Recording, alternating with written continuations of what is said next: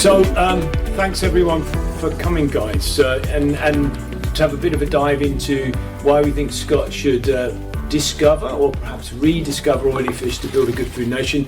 You're probably aware that Scotland launched a radical new document late last year on how, public health and indeed planetary health can be improved through the sort of diet of the nation. And we hope that this will be one tiny contribution to that as part of the Stirling Food Fortnight. And we're pleased to have the council representatives with us who've been very supportive throughout.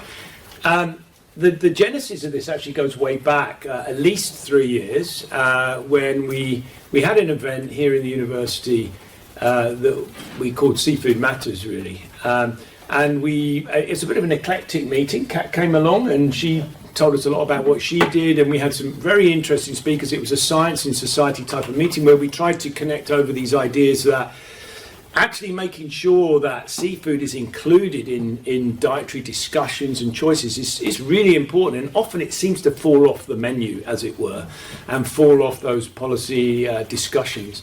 And our little attempt is to try and readjust that balance a little bit.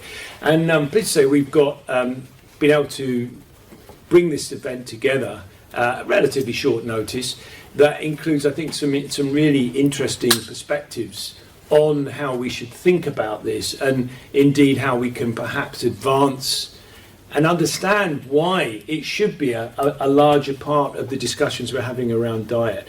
So I'm not going to introduce the speakers on the panel. They're going to do that themselves, and then we're going to work by asking them a few pointed questions at their answer, and then there'll be a chance for your questions at the end of that. And my job is just to welcome you, thank you for coming, and I'm going to hand over to my co-chair, Rachel, who's going to actually chair the meeting, and then I'll wrap up with what I think are perhaps key points that's come out of today's speaking. So thanks for coming again, and I'll pass to you, Rachel. Thank you. So for those who don't know me, I'm Rachel Norman. I'm the Chair of Food Security and Sustainability here in Stirling. Yeah, that's the end of my sentence. So we told the panellists they could have a minute or two to introduce themselves and what their kind of interest or perspectives they're bringing to this field is. So I guess we'll go left to right. So Matt, please. On the right. Oh, my left. Stage right. No, I don't know. Okay, thank you. So my name is Matthew Sprague. I'm a lecturer here in nutrition in the Institute of Aquaculture. Essentially, I look at the fish nutrition and what we feed to fish, but I'm also particularly interested in the impact of certain ingredients on the flesh quality and how much that impacts in terms of the nutrients being supplied and delivered to human consumers. One of the things I've been doing over the last, probably about 10 years now, is actually looking at seafood composition as a whole, how much of these nutrients it provides to us, and essentially how much we would have to eat to meet the recommended nutrient intakes for ourselves. Okay, thank you. Brilliant, thanks for that. Hi everyone, I'm Anna-Lee Lofted and I'm a postdoctoral researcher in environmental food modelling at the University of Oxford. Before moving to Oxford, I actually up in Aberdeen, so up in Scotland as well. And I was modelling, we mapped the UK seafood supply chain, so we're looking at what's being produced, what's being imported, exported. And currently in Oxford, I'm thinking about a food policy perspective, because we're always talking about net zero, but what is a net zero diet? What does it look like? Yes, it's less meat, yes, less dairy, going more plant-based, but what about fish? So really keen to bring fisheries more into these discussions. Okay, Emily. I'm Emily Conway. I'm a professor of human nutrition at the University of Glasgow. I'm also the director of the Scottish Alliance for Food, which is part of the supporting team for this event. And I'm also one of the commissioners for the Scottish Food Commission. My research interest is very much whole diet, whole nutrition, and how this is going to support health span. So really thinking about the life course from the very beginning to the very end, and the place of various diet components in sustaining that health. Thanks. Hi everyone, I'm Stephanie Horn. I'm a postdoc researcher here at Stirling. I'm mostly looking at this from a environmental impact perspective, but also in terms of nutritional quality. What can seafood bring to the diets of the Scottish people? I come from quite a deprived area in Glasgow, and I live across the road from a food bank. So, yeah, I've been working with the food bank here in Stirling, alongside Stirling Council, and it's been quite eye-opening. And yeah, I can really see how seafood and fish and bivalves and things like that can really impact people's diets in a positive way. So, yeah, coming from that perspective. Yeah, hello everybody. My name's Stuart Galloway. I'm a Professor of Exercise Physiology here at the University of Stirling in Faculty of Health Sciences and Sport. My broad general research area is in human nutrition and exercise metabolism. We've been doing human exercise and feeding studies for about 25 years here. But in the past 10 to 15 years, we've had a focus on omega-3 fatty acids and the potential impact on muscle mass and function in athletes as well as older adults in the population. Largely sort of collaborating with industry partners on new product development is really where the research has been. My name is Alexandra Pounds, and I am the chief scientist at a charity called ThinkAqua that works for sustainable development of aquaculture and fish as food globally for livelihoods and food security. My primary research interests and impact research are along the social science side of things. So how do people think about fish? How is it used for their livelihoods? How is it used as part of their culture? What is food heritage? What is being brought forward, and how is that changing with modern diets and modern impacts on the value chain? So like Steph, I've worked with Steph in local projects with the local food banks and Startup Stirling. I'm very interested in how we can bring lower income demographics into this seafood discussion. Lower income demographics are pretty left out of that, so that's the perspective that I'm going to be bringing to this panel. Okay, thank you very much. So you'll see we're a perfectly sized group, but so we'll have a formal part of the panel. Please feel free, particularly if there's things you don't. I don't know. I don't think anyone has so far, but people use phrases you don't understand, or you want a bit more of explanation about something. Just stick your hand up, and we can do that. As Dave said, I've got a set of questions that we've kind of planned. So just to forewarn the panel, hopefully they're forewarned, I'll go around person by person, but if anyone feels they've got anything to add to that particular point, feel free to do that at the end, and I'll probably just do it one question per person at a time and see where we get to with time, just to make sure we've got time for more open questions. And I'm going to go right to go from that end first. So, seafood's often described as nutrient dense. What does that mean in measurable terms compared to other protein sources? Well, essentially, seafood contains all the nutrients that we require. And, sorry, hang on, we've got a microphone. Apologies, I should have remembered that. And actually, if you hold it instead of leave it on the table, it'll remind us to pass it around. Yeah. Right, so seafood, just like any other sort of food sources, contain many of the nutrients that we require for humans. It's just that they are much richer in many of these. So things like protein, vitamins, minerals.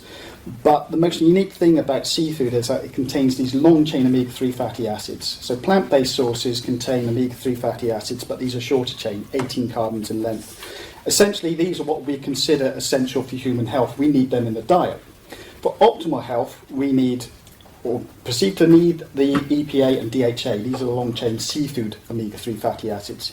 We possess the mechanistics to actually convert the shorter chain into the longer chain, but we're just very poor at it. So we're probably conditionally essential, is what the best way to describe it. So we can produce some, but for optimal health, and most of the evidence is based on cardiovascular disease, etc., we're told to consume fish. Okay, so it was the Committee of Medical Aspects on looking at cardiovascular disease back in 1990, so the Department of Health, that came out with the recommendations we should be consuming 2 portions of fish per week, of which one of those is oily. Because with oily fish, they store the lipids, the fats, into their body flesh, and that's what we're consuming at the end of the day.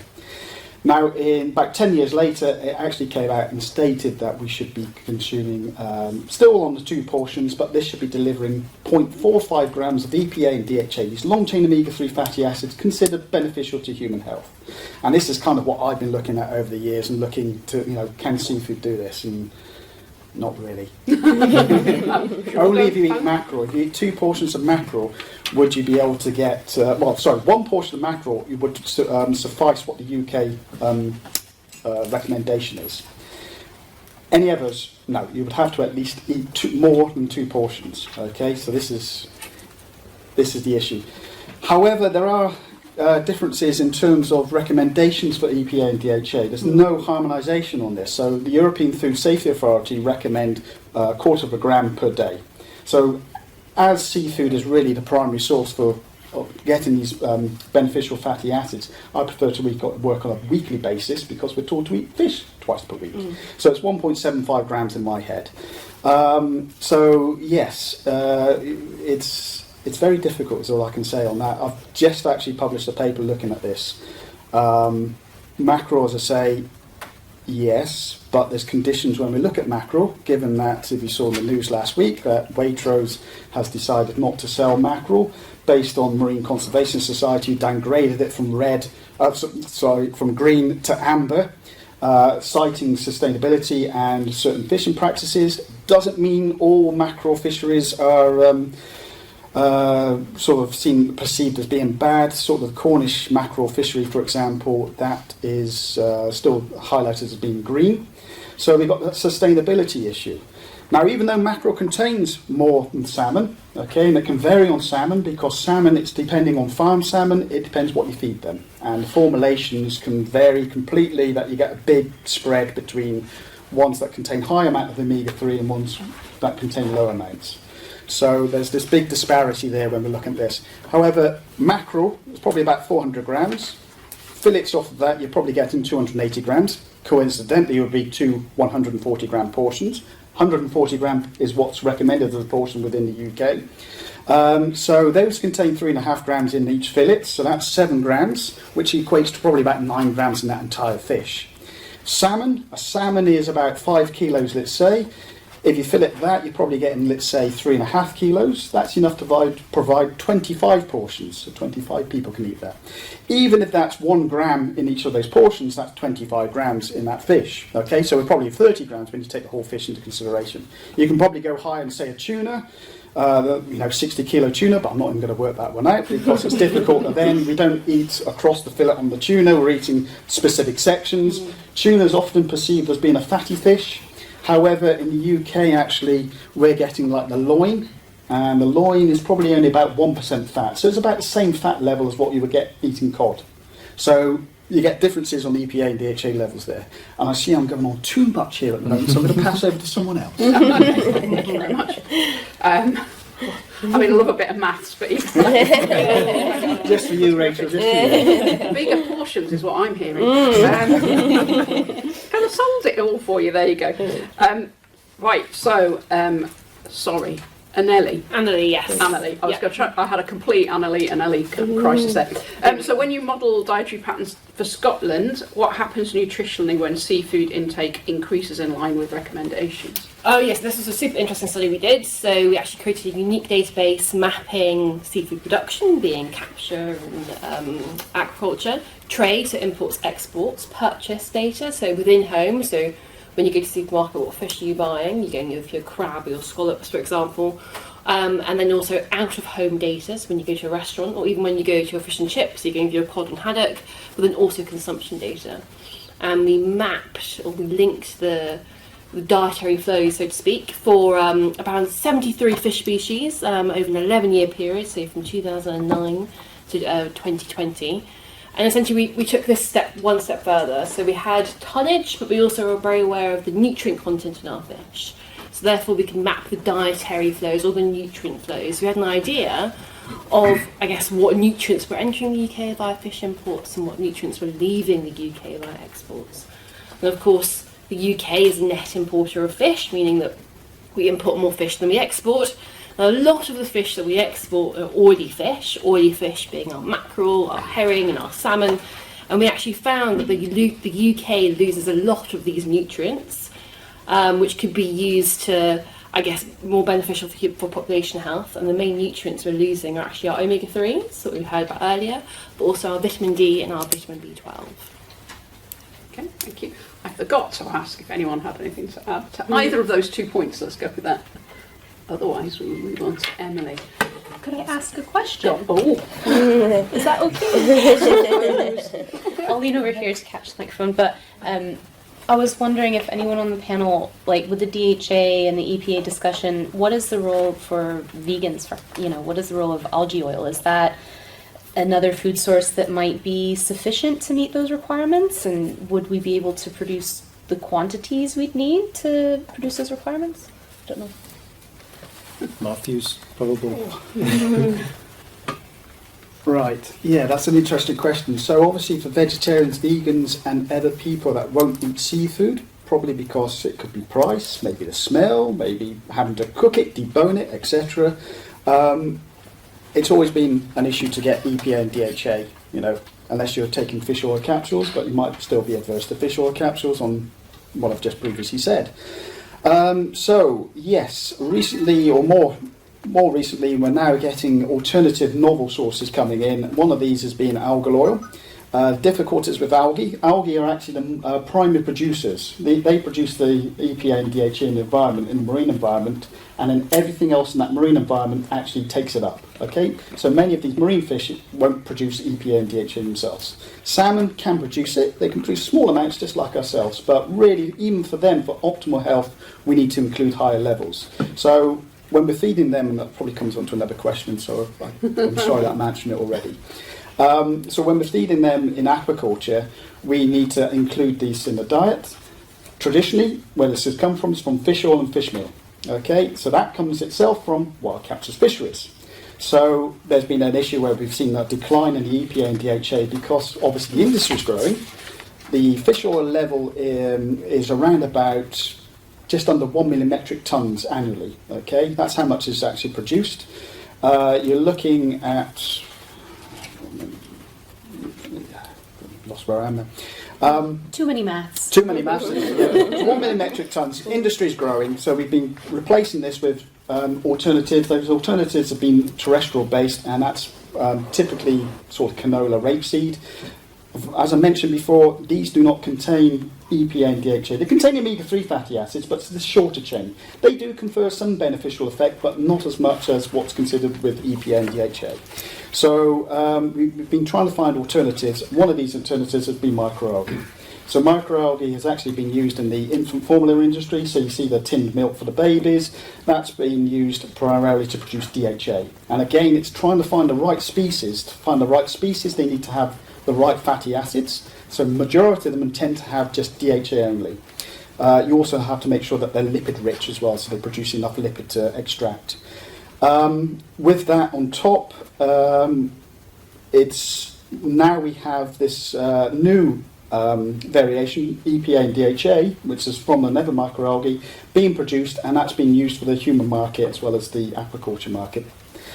Uptake by the industry only seems to be uptaken really during El Nino events. So when the fish oil levels go down, and the industry doesn't seem to commit to using microalgae as the algal producers would like. And they're probably at capacity at the moment, so they've got to grow. Issues with that again could be because it's done through heterotrophic fermentation, so fermentation units, and that requires an energy source. So things like molasses or sugars, etc. There's obviously high water inputs and energy costs associated with that, which does increase the price. But relative to EPA and DHA compared to fish oils, it's seen as perhaps on a par. But again, it's a volatile market that changes all the time. So that is really for the alternatives at the moment for vegans. We have also been looking at genetically modified EPA and DHA in plants, in oilseed crops. So people have been working on canola. We ourselves in Stirling have been working with people who are plant-based scientists in Rothamsted, in camelina, false flax. All they've done is taken the genes that can transfer the short chain into these longer chain EPA and DHA, inserted them into a plant, and so it produces, this plant is capable of producing EPA and DHA in the actual oil seed. So we've been using this and testing it in many different species and not seeing any effects in terms of fish health, etc., or growth, but seeing an increase in the EPA, DHA and affiliate content compared to sort of standard commercial diets. So yes, so there are alternatives on the market, slow at the moment, but progressing. Thank you. Right, Emily, I'm going to put you under double pressure because I just wondered if you want to spend a few minutes telling us a little bit more about the Scottish Alliance for Food and encouraging people to join who haven't already joined, and then I'll come back to your formal questions. Is that all right? I'll start. That's easy, kind of lane. So the Scottish Alliance for Food is one of 4 initiatives called Alliance for Research Challenges, funded by the Scottish Funding Council. And the SFC recognised food as one of those key challenges that needed to be solved or tackled by a cross-sector and cross-disciplinary approach, which is really inclusive and involving everyone, not just academics, but people in industry, in charities, in members of the public, people who feel able to do research, and people who are new to it but are interested by it. So really super inclusive. We've got a leadership team, including Dave and Rachel here, who are really active in trying to kind of foster the environment that we would like to have, so that people who have an idea, an opinion, can come forward and collaborate with others to bring what they know and acknowledge what they do not know, and to create something new and useful. So it's free to become a member.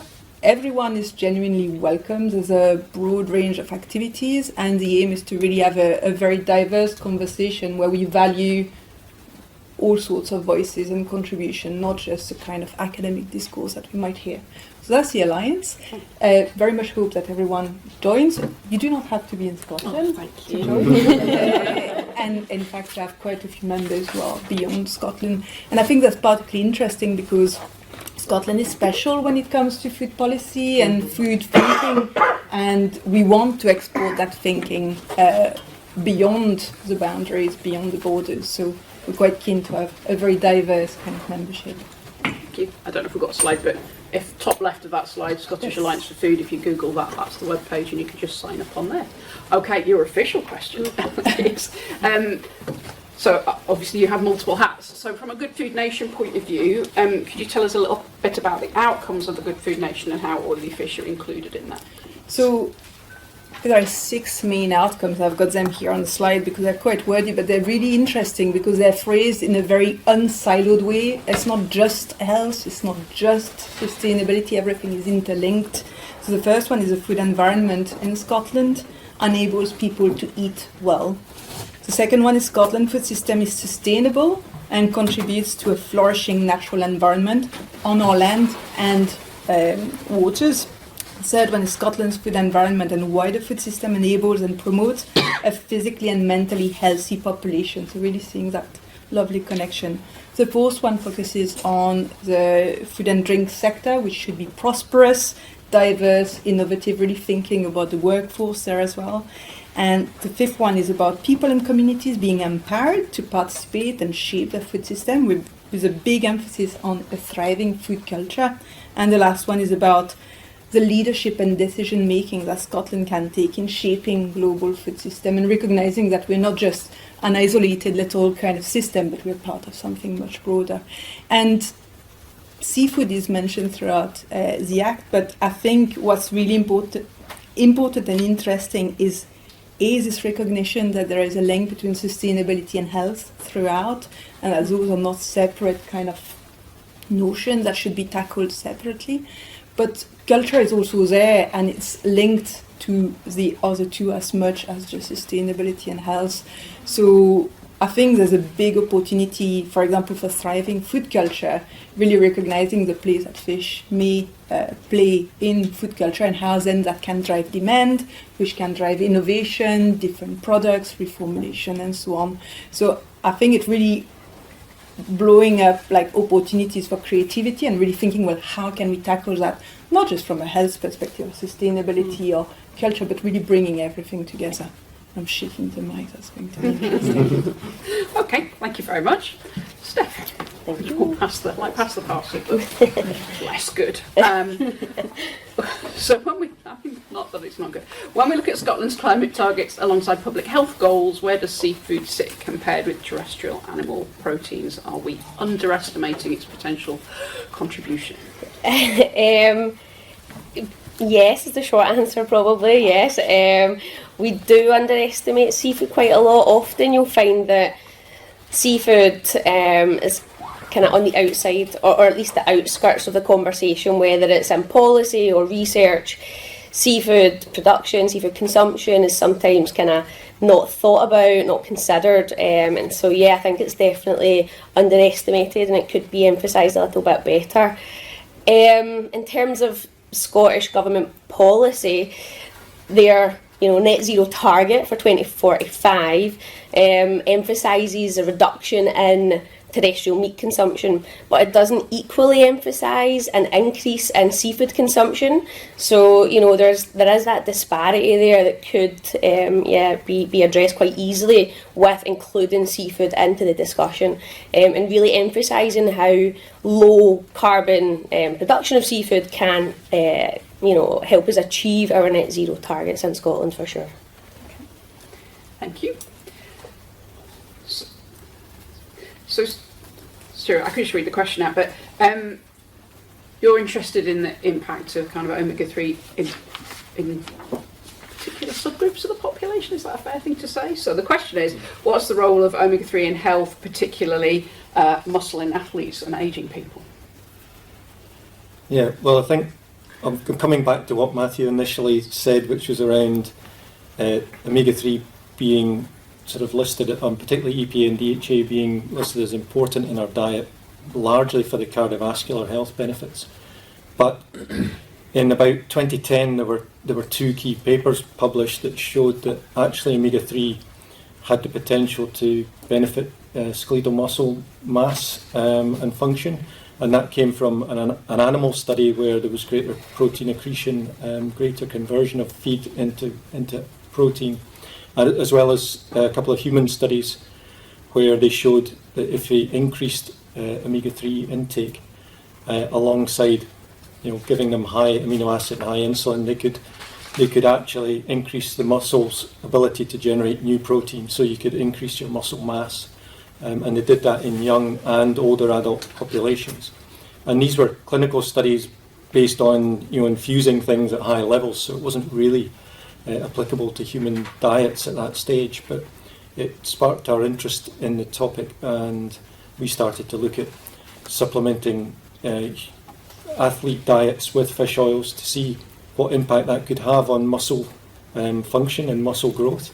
And then we also looked at potential impacts on protecting the muscle from damage, and other researchers have also gone and looked at potential impacts on protecting the brain from things like concussion injuries. So there's quite a wide scope in the sporting field, as well as the focus now, really a lot of research has switched and focusing more on older adults about retention of muscle mass and function in old age, because as you're probably all aware, once you've hit 40 or 50, you're starting to lose muscle mass unless you're working really hard to retain it. And if omega-3s in the diet can help you retain that muscle mass and function for longer, then you maintain your independent living. So there are health implications, there's sporting applications as well. Does that cover everything? So Joanne, now I'm going to follow up then. So is there a gender difference between the impact that has been found? Yeah, there are a few studies that show the responses seem to be better in females than males. We're not, I would say, speaking to some of these researchers who've conducted these studies, we're not entirely sure what the reason is for that. There isn't a specific mechanism aligned to that. Females don't seem to be any particularly better at converting EPA to DHA, for example, or those types of things. And we wonder, well, one researcher at least has suggested that maybe females were better at adhering to the study Yes, guidance, exactly that. and therefore were got a better outcome. So there isn't a clear picture on that yet. Thank you. Alex, right, hang on, your name's there and your questions are up here. Easily fooled. Oh, cool question. Sorry, I'm not surprised by the questions. I am surprised by the questions. Who is currently left out of Scotland's seafood story and why? Yeah, and this is, I think, what's most interesting to me is that the majority of research, both in academia and in industry, have been on middle classes, upper income classes. And this is because we do have this perception that seafood is a luxury item. Throughout Scottish history, seafood has fed the masses. And it's not until really since World War II when the diets have really shifted away from seafood. And why has this happened? Seafood is difficult to cook, it's difficult to store, it needs to be eaten a bit more quickly perhaps, that's the image of it. And with World War II and the shift in dietary consumptions, that all changed. Interestingly, we see the popularization of tinned tuna during World War II. Really pushed as a non-rationed meat food source. And recipe books came out, and the tinned tuna industry put little recipes on the sides of the tins and helped push that consumption. And there was a lot of research done around, how do we make it look like chicken? How do we take the smell away? How do we make it storable and easy? And these are things that I think lower income demographics are really struggling with. Perhaps they don't have refrigeration. Perhaps they don't have the electricity or the cooking equipment to cook fresh fish. And so when we're looking at seafood consumption among the population, and really if we're using it for these nutritional and health benefits, we should be looking at the most vulnerable populations in Scotland. How do we encourage them to eat more seafood? How do we make it easier for them, more convenient, more accessible, more affordable? How do we make it tastier? How do we make sure that their kids are going to eat it? It might be affordable, but if it goes in the bin because little Sally doesn't like it, then it's a waste, right? And families carry that financial risk when they're looking at making those food purchasing choices. So I think there's a particular set of challenges with lower income demographics, particularly around accessibility and time, particularly not so much around the knowledge, but really, do I have the time to learn and expose my children to this and put the extra effort in that we need to be considering as we're encouraging the nation to eat more seafood. Thank you. And I think, sorry if I can just, I think I'm also like hearing all these discussions and looking at the economic implications of seafood and how really it's driving everything. Like Annalie, you were talking about these trade flows and nutrient flows, and if it makes more economic sense to export those omega-3 rich products, then we're going to do that, right? But what does that mean for our population in terms of the availability? If you're exporting, it means there's less available in the country. It's going to drive up prices, making it even less accessible for some of these lower income demographics. So how do we deal with that? If it becomes a premium sought after, I'm thinking about the protein phase at the moment, right? It's protein this and protein that, right? What if it was omega-3 this and omega-3 that? All of a sudden people would be fighting over the mackerel in the store, right? So thinking about also how do we popularize it in a way that some of these other nutrients and other products have been popularized, just to make that economic shift and create more of a local demand. Mm-hmm. Okay, thank you. I'm going to kind of ignore what I said earlier. Has anyone got any kind of questions or thoughts at this point before we go back down the line? Francis. Oh yes, sorry. I was going to. I'm wondering how well are we doing at trying to get some of this messaging into the normative guidelines that are really instrumental in both statutory and voluntary sustainability initiatives. I noticed that the FAO has recently launched a new GSA, Guidelines for Sustainable Aquaculture, which significantly moves beyond the annex on aquaculture that was in the CCRF, the Code of Conduct for Responsible Fisheries, but it talks in generalistic terms about nutrition outcomes rather than specifics.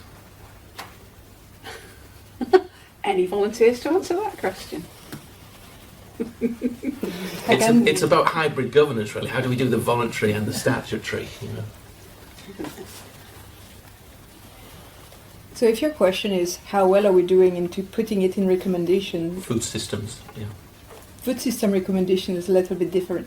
Mm. Nutrition recommendation, fish and oily fish are there. Food system recommendation, there's not yet much out there really telling organization what to do, and a lot of people think, well, we need to go in that direction, but the shift between voluntary to mandatory is difficult because to some extent, I'm not sure, and I might be wrong, I'm not sure there's an appetite for mandatory regulation which is going to really constrain the freedoms of institutions to decide what they're doing. Maybe it will take a government to kind of go that far and decide to go in that direction to really kind of make a decision on what's right, but at the moment I'm not aware of that happening unless... No. I don't know if you... Okay, we can pass. Oh, well, Yeah. do we pass back to Matthew and we'll go back through the Okay. questions? No, you don't have to answer that question. Okay, so hang on, I've lost you again. You Got a question. Oh, go, sorry, Richard, I wasn't looking left. And we made you sit at that table. It's as kind of well. linked, but I was wondering around the net zero targets for the Scottish Government or the UK Government. How are they framed? Are they linked to calorific value or are they linked to nutritional value? It's a good question. I'm not sure actually. No, I don't know. Sorry. Oh, sorry. It wasn't aimed Oh, to you sort Yeah. Can you repeat it, Richard, again? That question. there's Wait. Hang on. Here, here. Oh, I should have taken that when you right on now. Can you edit this? Rachel faffing about. She says. Oh. Thanks. So there's net zero targets around food. I wonder how they're framed. Are they framed around just calorific intake, or are they framed around the quality of the food that people are likely to take in? Is there a target around emissions linked to protein or linked to other kind of quality within the food at all? Yeah, I've not seen those types of targets, maybe, but the general guidelines that you hear every day is consume less meat. So it's more of like a quantity of meat consumption rather than calorific value or nutritional value or environmental impact values. So yeah, I think that's something that could be improved in the Scottish Government guidelines, especially and the updated net zero targets that they produce every few years. In terms of Scottish guidelines, Matt, I'm unsure if you know, I know there's the British guidelines in terms of nutritional recommendations, but I don't think the Scottish Government link that through to the net zero targets or anything like that. But yeah, it's definitely something that it needs to be improved because it's pretty much what the consumer needs to hear. They don't know how many omega-3s they need to consume, how much protein they should consume. It's a conversation that needs to be had with the consumer, and then also bringing in that environmental impact, that net zero target perspective as well is super important because people do care about that now. People are looking for more sustainable products, and having those guidelines really set out there is super important. So yeah, it might be there in the guidelines somewhere, but not easy to find, and definitely not advertising the way it should be in the same way that they push that message: less meat consumption, less meat consumption. Yeah. Yeah, certainly the advice at the moment is to be a more plant-based, plant-rich diet. What does that look like? It's not very clear. And I think there could be more said for the seafood aspect. It's not just, I appreciate today we're talking about oily fish. But the dietary guidelines are very much fish-focused, but I think there's now going to be quite a big movement in bivalves, for example. Something like our oysters or our scallops or our mussels, filter feeders. So actually quite good for the environment, also if you think about the sustainability side of things, but also quite nutritious as well. So I'd quite see going forward, when we are talking about going more, at least what I'd like to see when we're trying to encourage seafood consumption, it's not just about our oily fish, but also perhaps our bivalves as well. I think there's a point here about, seafood's not just about omega-3, and there's plenty of reasons for eating a variety of seafood that contain a whole bunch of micronutrients that are perhaps particularly dense in seafood than more than terrestrial proteins, if you like. So I think we go in that direction of being a one-trick pony at our peril, to be honest. And I think we do need to look at what else is in seafood and the other reasons for eating it. Okay. Go on, sorry. I think perhaps that's true from a policy perspective, but from a consumer perspective, it's too much. And when we look at successful food campaigns, we see them very hyper-focused on one specific thing that they link directly to a benefit or an outcome. If you look at, I keep going back to this protein movement that we're having, and recommendations are to athletes that, you'll know this better than I will, but for athletes to eat much more protein than is currently recommended in the dietary guidelines.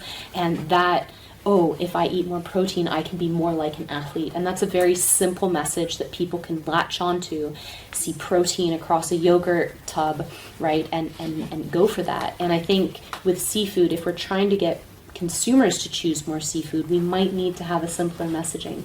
From a governance perspective and a policy perspective, we should absolutely be considering these as nutritional powerhouses that can hit several of our targets for lower emissions, right? But I think these are two very different conversations depending on who we're talking to. Okay, thank you. I can interject, yeah.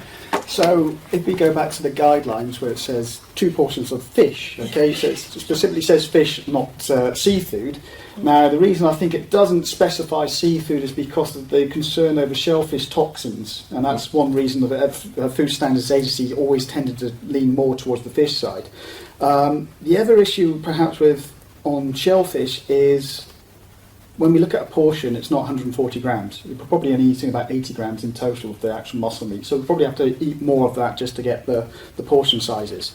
Now, lean fish, for example, whitefish, great in iodine. So that's another nutrient that's required, and particularly, as you know yourself, females, and particularly those of childbearing age, they require it. In the UK, we're deficient. We don't seem to have the salt, iodized salt that we see in other nations. So I think haddock, if you combine the 2 portions, haddock, which was the highest when I measured iodine, and of the oily fish, which again would probably be mackerel, that would provide 2/3 of your weekly intake. Now the other third I think comes from like milk, but again, if you're vegan based, then you're going to be deficient on that. We can have a discussion another time. So that you can get your nutrients elsewhere. Nutritional labelling, that's another issue we can bring up, because if you look on the back of the labels, you often see the nutritional labelling, and it would have on there many of the major nutrients. In terms of fish, it will also have omega-3. However, sometimes it just says omega-3, which would mean total omega-3, including the short chain. It doesn't specify EPA and DHA. Other times it will specify EPA, DHA. Turn it around to the front, so the easy side, when we first look at it, and you see that we've got the nutritional labelling in terms of the traffic lights. Okay, so generally it's energy, fats, sats, sugars, salts. Okay, so let's just move sugars and salts and just focus on the fats and the sats. So if you took mackerel, fats would come up as red, okay, because it's a very oily fish species. Saturated fats would also come out in red, okay, because it's high in saturated fats. Take a pizza, for example, cheese pizza. Fat level will probably be amber, okay? The saturated fatty acid would probably be amber as well. So if you look at those two immediately, you'd say, I think the pizza is better for me than eating the mackerel. Likewise, if you took walnuts would also be high in red in terms of fats and the saturated fatty acids.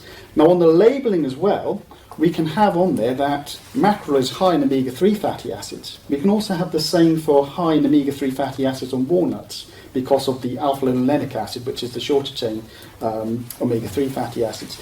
So again, from a consumer, you might think you're getting the same EPA and DHA being delivered in the walnuts as you are with the mackerel. It doesn't distinguish. So we do need something on the labelling side as well, just to make it a bit more easier and understandable for the consumer to actually know what they're getting, what is healthy and what's not.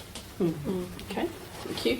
So I'm going to, in the interest of time, go back down the line. So I'm going to give you a very quick one, Matthew, because I think you have, to be fair, covered all your... so I'm looking for a very swift answer on this. Just, are there particular Scottish species that offer exceptional nutritional value we could be consuming more of for our own benefit? It's got to be varied. As I mentioned before, each species varies in terms of what they're good at. So the whitefish, very high in iodine, for example.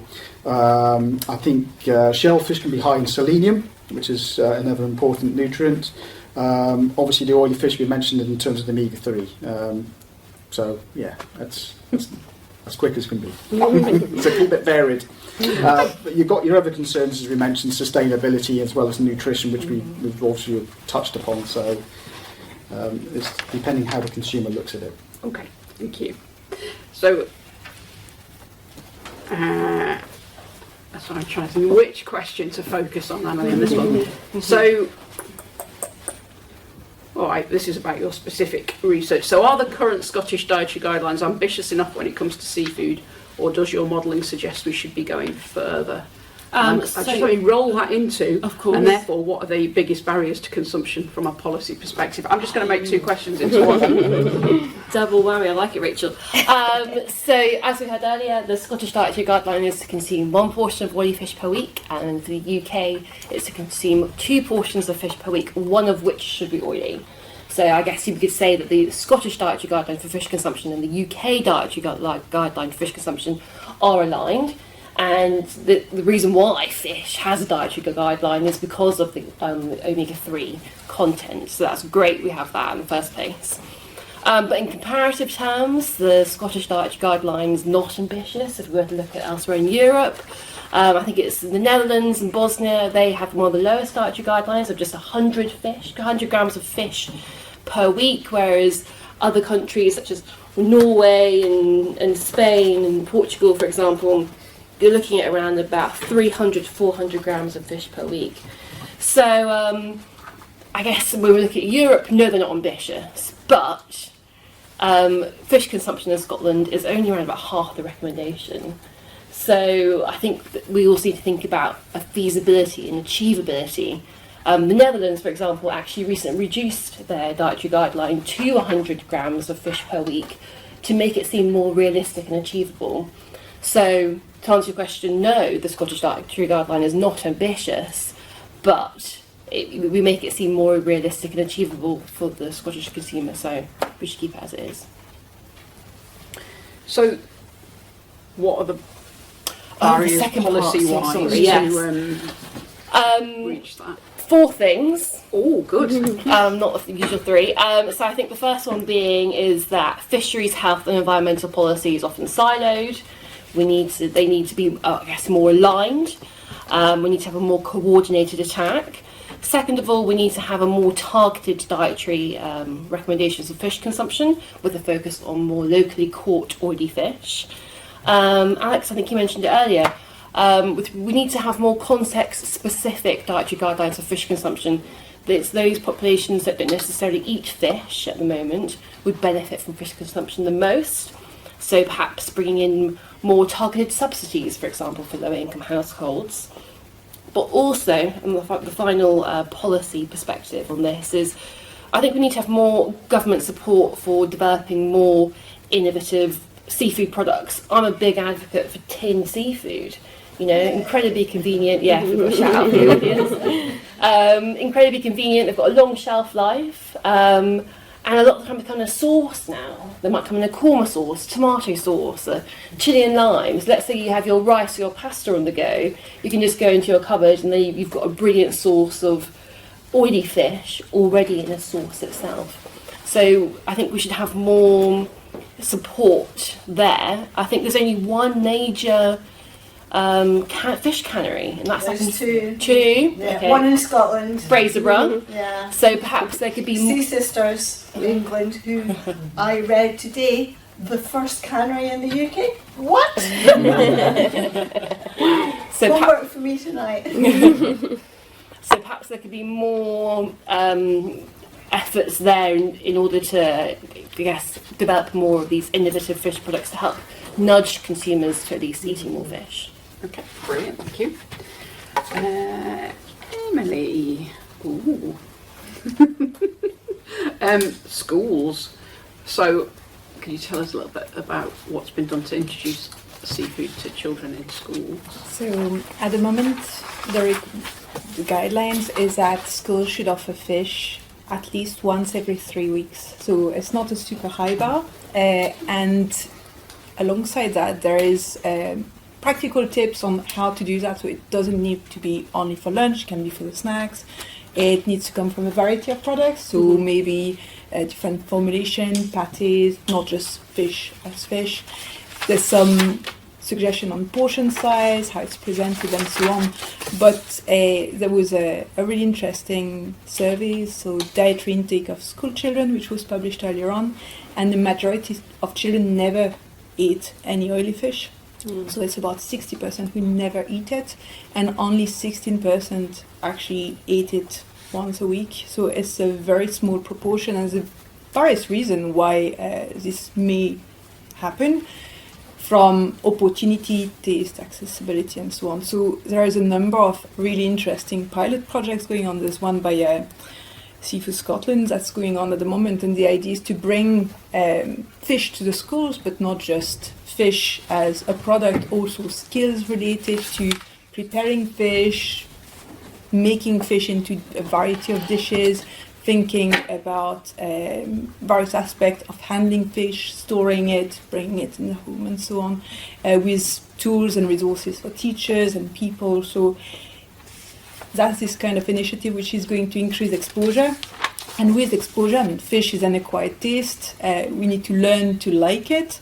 But if it's presented to a child early enough and often enough, it becomes part of the normal diet. So those are the really interesting kind of approaches that are being implemented, and something that I think is particularly important thinking about inclusivity is to not stigmatize certain fish item as luxurious, different, and others as cheap, and for the people who are maybe more deprived, it's really kind of thinking about a broad range of product. And if we think about ready meals, most of the ones that we could potentially think about are going to be meat-based or plant-based. There's not that many fish-based options, so it goes for that innovation as well. And we're thinking, well, different ways to include fish in those dishes, maybe not just fish, but maybe a hybrid type of product.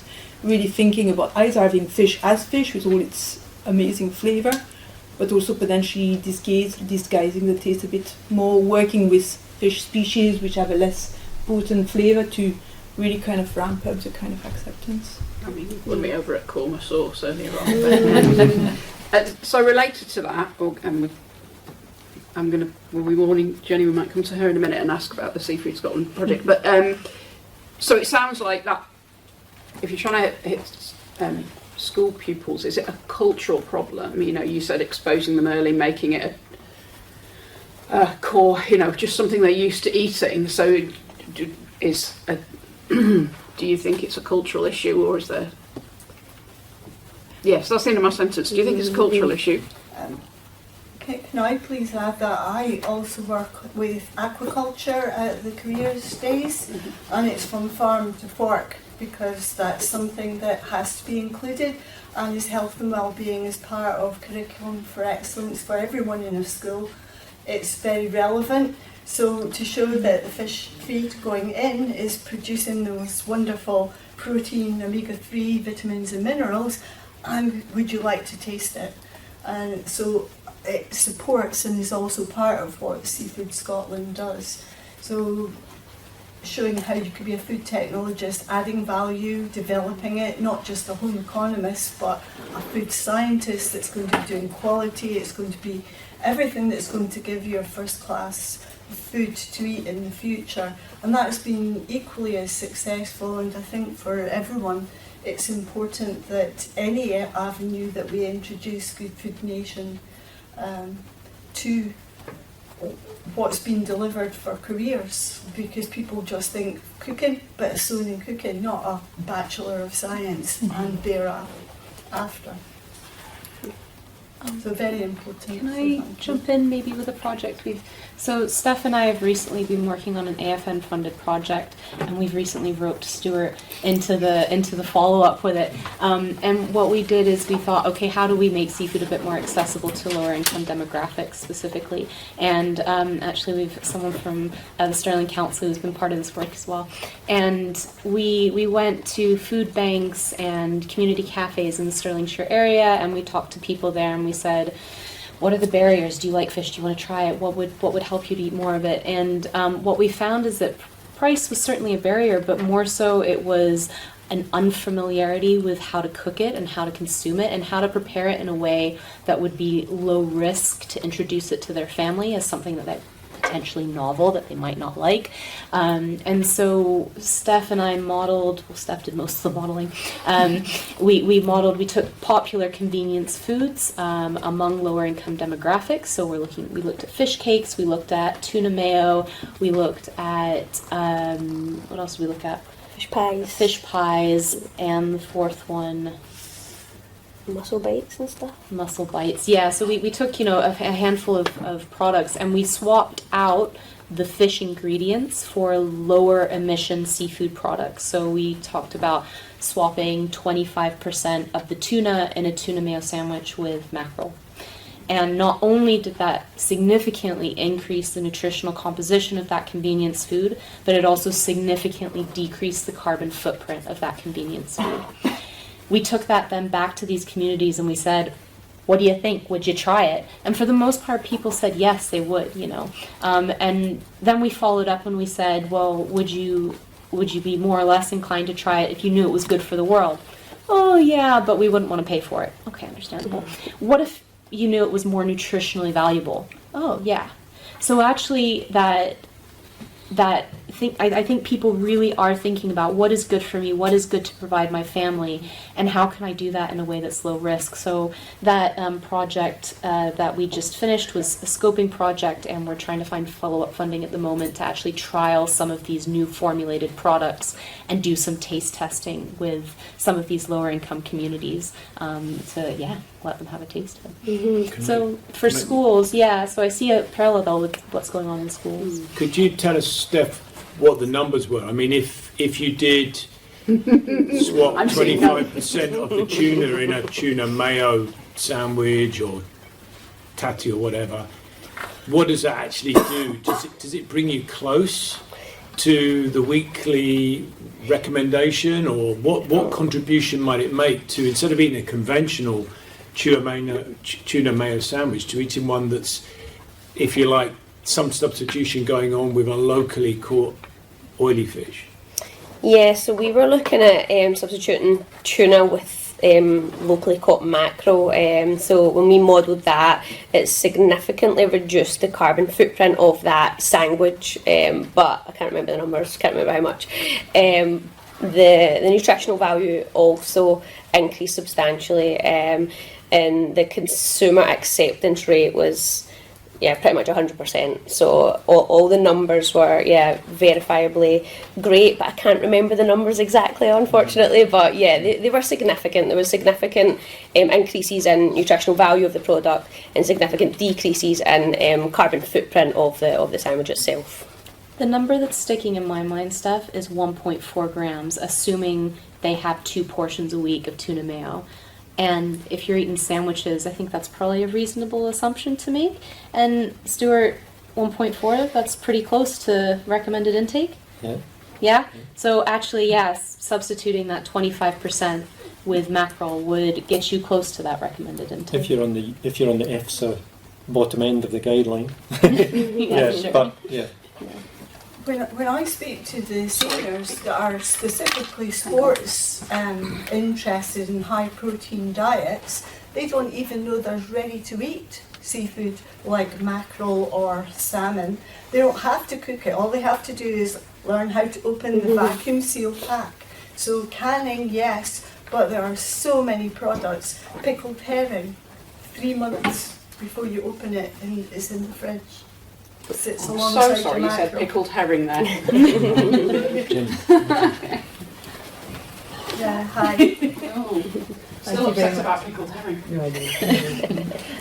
Although we got young people to eat it and they said it was like pickled onion monster munch. So, Then I'm back in. so Jenny from Seafood Scotland, thank you so much for pointing out about our Seafood and Skills project. Really appreciate that, and Kat for coming in and saying about the fish for health. One of the things that we're seeing is young people are starting to talk about more like macros rather than protein and things like that. Getting that influencer vibe, getting that, thinking about health in those kind of terms, which I find really interesting when we're talking about young people, and just how they relate to food. So one of the things that I think is worth when we're talking, if you don't mind me saying about the seafood and skills a bit, one of the things that we have to bear in mind is that young people, their tastes are more shaped by their environment and what's accessible to them rather than their own personal tastes. So we find if they're not getting seafood at home, if they're not exposed to it at home, they're not going to choose it at school and they're not going to choose it elsewhere. So we have been spending some time with the teachers. We have, when it's younger children, went in and did tastings with them. We work a lot with RET, the Royal Highlands Education Trust, and we take part in events like the Royal Highlands Show, because we want seafood to be seen as part of that story, that food story. And it's really hard because seafood, as the panel have mentioned, is seen as other. And I think it's because we drive past fields, we see cows, we see pigs, etc. And you remember your first visit to a farm. You don't get that with seafood. You don't cuddle a cod when you're 4. So we're not as connected to seafood. So we need to get young people to connect to seafood. And going in and doing tastings when they're that age is brilliant.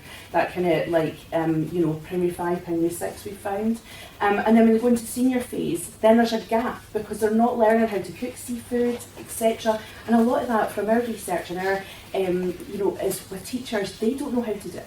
Or they aren't, they don't have the funds to do it. Sometimes it can be expensive, or they think it's expensive because they think they have to use bits of salmon, bits of whitefish. So we've been going in and teaching the teachers. So they're finding out how to use whitefish, but in a more economical way. They're making haddock tacos. So rather than chicken, they're using fish. So it's just changing the protein, and the young people are loving it. But if you say to them initially, they wouldn't try it. But sometimes as well, it takes that one, a wee bit, bolshy young person to try it first, and then the whole class will try it. So there is that influence there as well. But working with teachers has been really, really good, and we ran a pilot. We've also been working with trainee teachers at Strathclyde University before they go out on their placements, and it's just breaking down some of those barriers. So the young people can have that access to the fish as well. Because as much as we say about young people being influenced, they are also influencers. They'll take that back into their homes as well. So just a wee bit about our work that we're doing. Brilliant. Thank you very much. Thank you.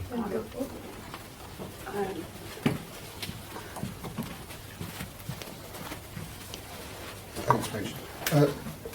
There's a few contradictory messages I'd like to kind of pick up on. One is about making locally caught fish accessible to people in Scotland, particularly of low-income demographics. I think it's the phrase you use.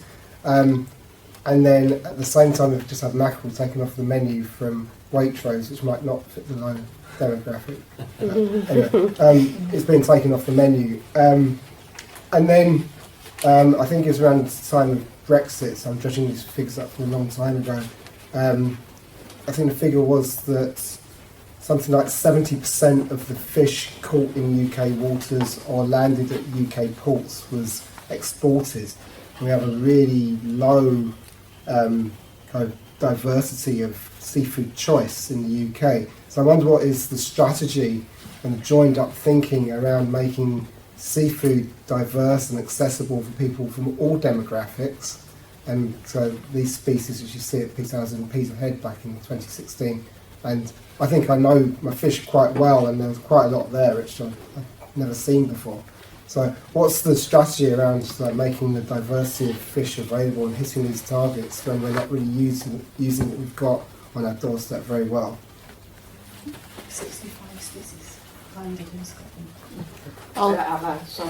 65 species landed in Scotland, is that correct? Yeah, slightly over now, yeah. Yeah, I saw that it had gone up slightly, but yes, that's what we land for eating in Scotland. Much wider if it's the UK. I think it's over 100, taking England and Wales in. And there's 6 in the supermarket. So I think first, and Steph knows a lot more about this than I do, but actually we're seeing that that miles and food transport miles are actually a very small part of the overall carbon footprint. So there is a little bit of a myth around eating local necessarily means a lower carbon footprint. That's not necessarily true.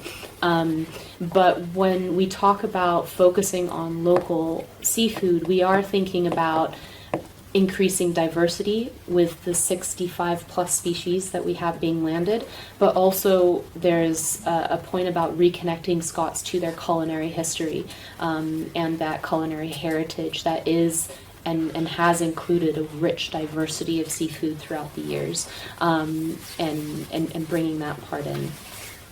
And that's what I think Steph and I were thinking of when we did this AFN funded project, was how do we make these products accessible to people again in formats that they're already familiar with, that they know they like, and might just be enough to overcome that resistance to trying it again and including it. One of the women we talked to in Cowie, actually, she says, "Oh, you know, my gran used to make a fish pie every week." And I said, "Oh, what type of fish did she put in it?" Like, "Oh, I have no idea. She just went down to the fishmonger and got all the leftover bits and pieces of fish, and that's what went in the fish pie." And so that just acceptance of all those different types of species in her fish pie was normal for her. And I said, "Well, you know, do you make that now?" "Oh, no, it takes way too much time." Mm-hmm. Right? It takes way too much time. So I do think that there's a little trick there that we can latch onto within the last 2 generations. Yeah. Can I just add to that? Because I think, you know, you can go to Morrison's or any supermarket, get this food, a seafood pie mixture. I mean, these are being marketed. I think, building on Jenny's point, I think it's really interesting is the fact that if that knowledge is currently not really at home, what can be done in the convenience formats, as you said, Kat, and to build on your point, Jenny, you know, a tuna mayo sandwich is pretty much the most available source of seafood for anyone. It's in every sandwich shop, it's in every baked potato shop. It's there. You're not having to convince anyone anything. Actually, you could do the nutrition through stealth approach, which I think you've been part of, Emily, which is you swap it. And do you tell people, or do you make them aware of the health benefit? Is there a place there for making that mandatory, or do you bring food? You know, the food industry, do they have a responsibility to maximise the health of young people? That should be a council prerogative, maybe, that if you're supplying food in our schools, then we want you to use Tuna Mayo Plus, which includes so much local content of an oily fish. A simple swap. My question is that possible? Is it desirable? Is it the right way to go? Thank you. If we come back to the panel, I'm going to skip Steph and come back, because I'm hung up on the idea of influencers. And Stuart is going to tell us all about influencers. So do you think athletes might have a celebrity role to play as champions of seafood consumption? I will come back to you, Steph, I promise, but it just fits. Yeah, well, I think athletes are used in all forms of marketing, whether it's equipment, clothing, or food products. And the whole protein movement Alex mentioned probably stemmed from an athlete market in the first place, where we realised that the sort of 0.8 gram per kilo per day wasn't enough protein for someone who's training hard, and the UK guideline needed to be exceeded. So now it's pretty hard to find products that don't have either added protein or something with protein flagged on the label because of that. So I think if the same thing could happen with athletes endorsing seafood in their diets, or and I know, well, Nikos is here from the Institute of Sport, who's a dietitian working with our top athletes. Many of these athletes are taking seafood in their diet or taking a supplement, particularly more likely taking a supplement if they're travelling abroad, I would suspect. But you know, in their diets, they're aware of what's good for their health, and the protein and the omega-3s within seafood products is likely to be something they would endorse. But finding the right person to do that, and I think would probably be especially good at influencing schools and school children. It's whether the low income demographic that you mentioned, Alex, I'm not sure whether they're be as switched on by an athlete standing in front of them telling them about it. They most certainly are. And they are. Okay. Jenny, you worked with the female footballer who came to the Royal Highland show with Salmon Scotland last year, and again, as you know, female footballers are on the up. And it was very impressive, and she came round to everyone. You were up at the Discovery Centre and I was down in the main food hall promoting salmon. So I think we definitely are tapping into the channels that young people are more aware of. But I will say to the children at school, do you know that all elite athletes must have omega-3 in their blood for maximum oxygenation, stored in your brain for strategy?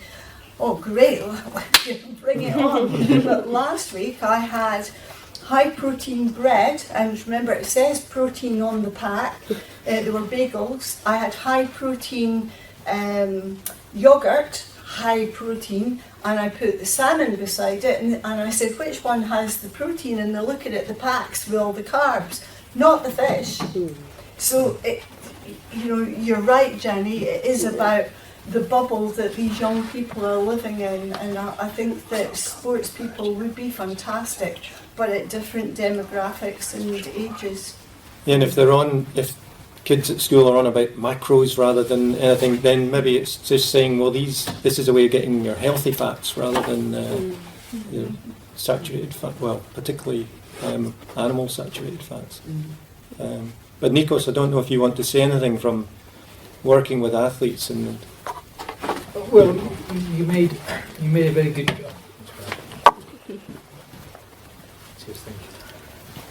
You made a very good point that athletes will think of omega-3 specifically oily fish, and the most common strategy is supplements.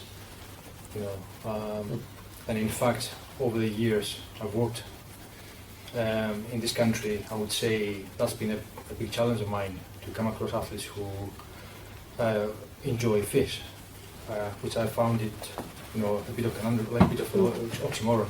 In Scotland, and people don't eat fish. In most other countries, like I come from Greece, as you can tell probably from my accent, Greece, Italy, Spain, you wouldn't have to try to make a case with your athletes, so they have to eat fish. And here's been an uphill struggle, because we have normalized a diet that doesn't include fish. And closer to your point as well, like I remember my kids growing up eating fish, loving fish, and they stopped fish once they started having school lunch. Because it was seen as being weird for eating fish. So there's definitely, that's one very good point. The other thing also is, I think you also have a good point there, the power of athletes being influencers. And if I think of football, you mentioned earlier football, I mean, just think of the millions Coca-Cola lost when Ronaldo started shouting "Agua" and pushing away the Coca-Cola bottles from the table. That was for me one of the most special moments, if you like, to see somebody who takes his fame and influence responsibly to promote something healthy. Not the other way around as we usually see. And we definitely have great Scottish athletes who could be used for those purposes, if we can convince them, of course. But for me, that's one thing, the challenge that remains, that I want to see changing with Scottish athletes, for them to be normalizing a diet that is high in fish, not low in fish, and not to use fish oil capsules as a substitute for having the real thing. Don't take me wrong, I appreciate there's a time and a place for capsules, but it shouldn't be the substitute. Is there a big difference between capsules and fish in terms of the benefits, the omega-3 benefits? Wrote it down. Did you? Well, Yeah. Great minds thinking alike, yeah. No, I think as long as the capsules have been made appropriately and that the fish oils aren't oxidised when you're ingesting them, then it should be just as good as the raw product. The main thing in the capsules is that you're getting such a big dose. And athletes are probably taking somewhere between 2 and 4 grams per day or something of oily fish capsules. So, yeah, that's not something you can easily get through diet alone.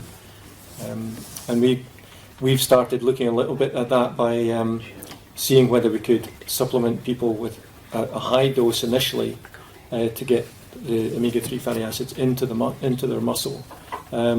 And do that over a 4-week period, and then go on to a maintenance dose which is achievable through diet alone. And that seems to work, that seems to be effective at least over a 3-month period. that the fish oils remain in the muscle despite going to a low dose that could be achieved through diet. I explain to the children that, you know, reaching equilibrium, it then means it's the frequency at which you're going to eat the fish. So a little bit on top of your pizza or a little bit in your pasta is as important as the actual whole portion every week. They might not be able to afford that if they're a student or come from a poor family, but if you can add a little bit to what you're eating on a more frequent basis, looking at austerity and the current situation for everyone with food poverty and you know, the economy, is really important. Now, I had to eat fish, so the more I ate, it was part of my job taste panel, and I didn't notice how that I was constantly in equilibrium until I went on holiday skiing for 4 weeks. Not an awful lot of fish at the top of a mountain, and the depletion, I could feel it. Oh well, you know, I'll just watch 2 DVDs, and I absolutely know for sure that I optimise my mental health well-being, physical well-being in equilibrium, and once you've reached that, it's not a lot to maintain it. It's getting there that makes the difference. That feeling healthy. So you need the right person to the right target audience to do that. Can I, sorry, put Francis off because I'm aware of the time. We'll come back if we've got time because I want to ask Steph and Alex one question each. So for fairness, and they've got quite tricky questions. So just to be clear, Alex wrote the questions, so I'm going to ask a really hard one right at the end, and it's all your own fault. But they're both quite tricky. So if Scotland were to increase seafood consumption meaningfully, Steph, what would be the biggest nutritional and environmental wins, and what risks would we need to manage?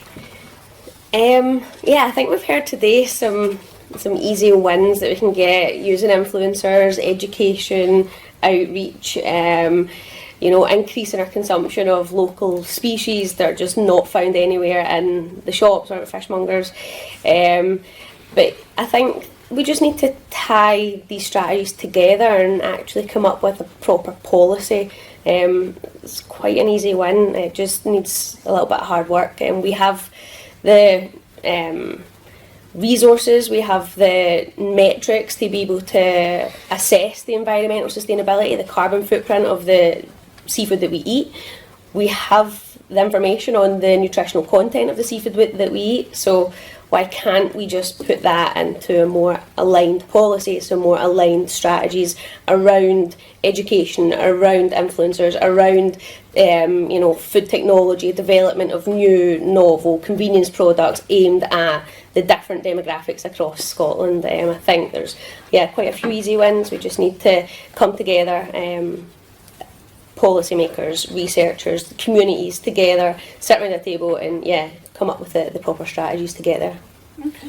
Can I challenge this? Responsible for that, let's go on. No, I think in the long term, policy is the way to go, but policy does take a while to come about. So I was wondering what you propose for the short term.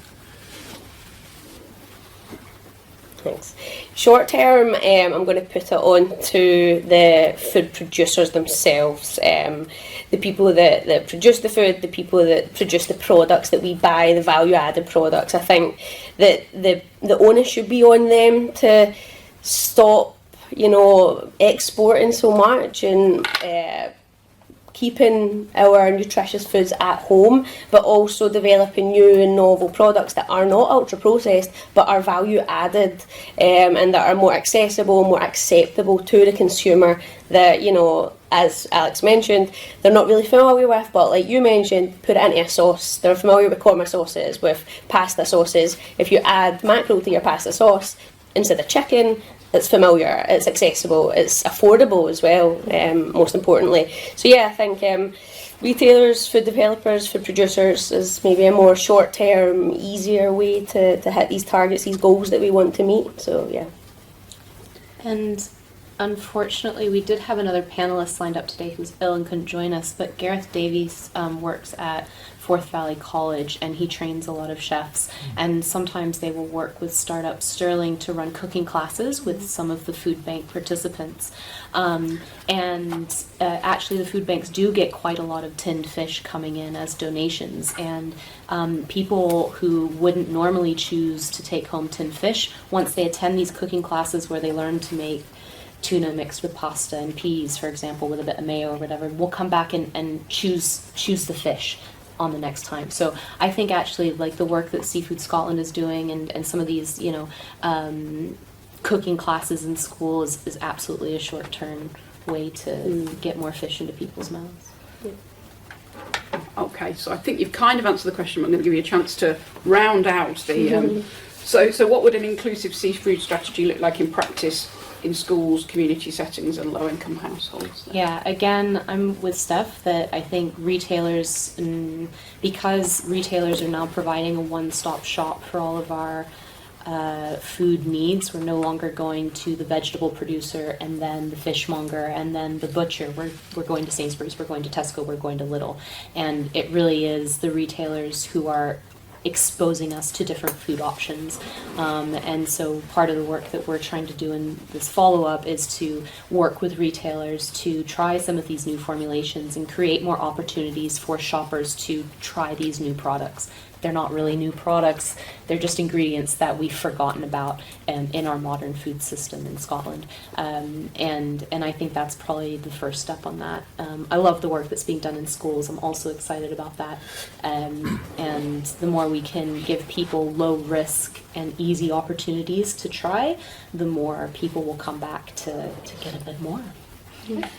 Can I just ask then, to both of you, you talk a lot about retailers, but we've also talked about out-of-home eating experience being so important. So is there not a short-term win dealing with food service and the regulators of food service in our public services? Is that not potentially a very important short-term win?